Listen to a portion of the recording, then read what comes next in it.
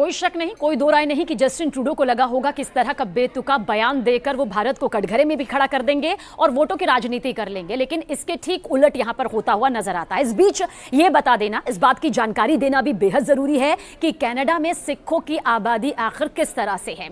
तो कनाडा में सिखों की आबादी को यहां पर जान लीजिए, 2.1% यानी लगभग 8 लाख है और ज्यादातर यानी अधिकांश सिख समुदाय खालिस्तान के विरोध में है। खालिस्तान का विरोध जो है उनकी तरफ से सामने आया भी है, लेकिन जगमीत सिंह जैसे चंद लोग ही खालिस्तान को चुनावी मुद्दा बनाते हैं ताकि उनको वोट मिल सके और वोटों का ध्रुवीकरण हो सके।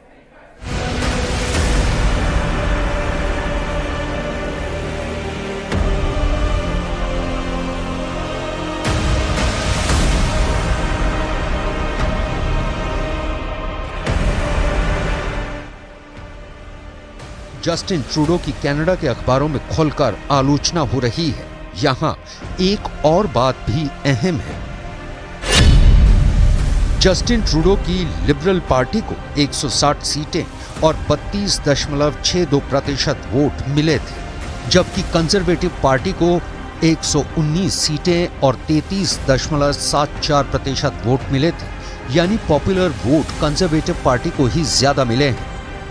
कनाडा की न्यूज वेबसाइट नेशनल पोस्ट में ही टेरी गैल्विन लिखते हैं कि लिबरल पार्टी उन खालिस्तानियों के साथ मेल मिलाप कर रही है जो सालों से अपने कैनेडियाई सुरक्षित आश्रय स्थल से भारत में हिंसा भड़का रहे थे।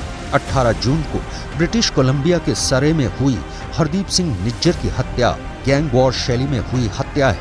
ये जो भी कर रहे हैं उसका भारत के सिखों से कोई लेना देना है ही नहीं। दरअसल कनाडा की सरकार खालिस्तानी तत्वों के सामने झुकी हुई नजर आ रही है। कनाडा के अंदर हरदीप सिंह निज्जर को लेकर भी एक आक्रोश नजर आ रहा है, क्योंकि कनाडा के इसी अखबार में यह भी सवाल उठाया गया है कि हरदीप सिंह निज्जर आखिर कनाडा का नागरिक कैसे बन गया। ये बड़ा सवाल है। अगर बात करें हरदीप सिंह निज्जर की, तो उसकी उम्र 45 साल है और 2021 में पंजाब में उस पर हत्या का एक मुकदमा दर्ज किया गया था। 2022 में एनआईए ने जांच की और चार्जशीट दायर की, जिसमें उसे आरोपी बनाया गया।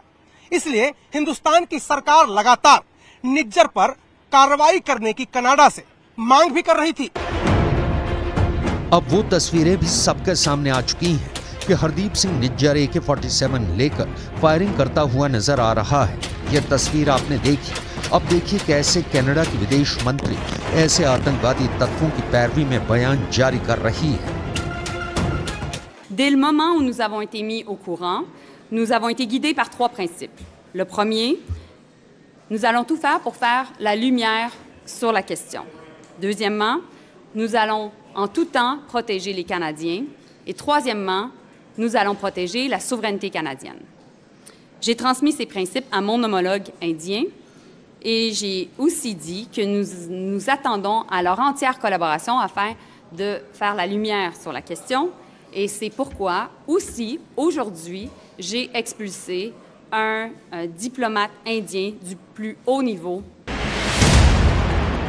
दरअसल हकीकत ये है कि जस्टिन ट्रूडो ने न सिर्फ कनाडा की संसद की गरिमा को ध्वस्त किया है, बल्कि सीधे सीधे कनाडा और भारत के रिश्ते को भी बिगाड़ने का काम किया है, अपने व्यक्तिगत राजनीतिक स्वार्थों के लिए और अपनी प्रधानमंत्री की कुर्सी बचाने के लिए ट्रूडो भारत के साथ व्यापारिक वार्ता से भाग रहे हैं और इसके लिए उन्होंने कोई स्पष्ट कारण भी नहीं दिया है। कनाडा की न्यूज वेबसाइट नेशनल पोस्ट में ही टेरी गैल्विन लिखते हैं कि निज्जर एक प्रमुख खालिस्तानी अलगाववादी था जिसने शांति का जमकर विरोध किया था। वो आतंकवाद से जुड़े कई आरोपों में भारत में वर्षों से वांछित था। ये निश्चित नहीं है कि निज्जर को कनाडा की नागरिकता कैसे प्राप्त हुई। कनाडा की सरकार ने ही शरणार्थी दर्जे के लिए निज्जर के आवेदन को 2 बार 1997 और 2001 में खारिज किया था। जस्टिन ट्रूडो खालिस्तानी नेता जगमीत सिंह की लिखी स्क्रिप्ट पढ़ रहे थे, इसलिए उन्होंने निज्जर जैसे आतंकवादी को कनाडा का नागरिक बताकर खूब आंसू बहाए, लेकिन उनके इन आंसुओं से कुछ बदलने वाला नहीं है। जस्टिन ट्रूडो की लोकप्रियता लगातार घट रही है। कनाडा के एक सर्वे में दावा किया गया है कि कि पिछले 55 सालों में जस्टिन ट्रूडो सबसे बेकार प्रधानमंत्री साबित हुए हैं। घर में ट्रूडो की भद्दपिट ही रही है और अब बाहर भी कनाडा के प्रधानमंत्री का पर्दाफाश करने के लिए जल्द ही कई कदम उठाए जा सकते हैं। भारत सरकार फिर क्वाड का सम्मेलन भारत में करने जा रही है, जिसमें अमेरिका, ऑस्ट्रेलिया और जापान के प्रतिनिधि आने वाले हैं। भारत अपनी एकता और अखंडता के खिलाफ किसी भी तरह की साजिश स्वीकार नहीं करेगा। ये संदेश अब और ऊंचे स्वर में उठने वाला है। दुनिया में भले ही ट्रूडो कितने ही रोते रहें, लेकिन दुनिया की 5वीं बड़ी अर्थव्यवस्था का साथ हर किसी को चाहिए। जस्टिन ट्रूडो के आंसू पोंछने के लिए कोई मुल्क जुबानी जमा खर्च भले ही कर दे, लेकिन भारत इस वक्त दुनिया के दिलों की धड़कन है और पूरी दुनिया की अर्थव्यवस्था का इंजन बना हुआ है।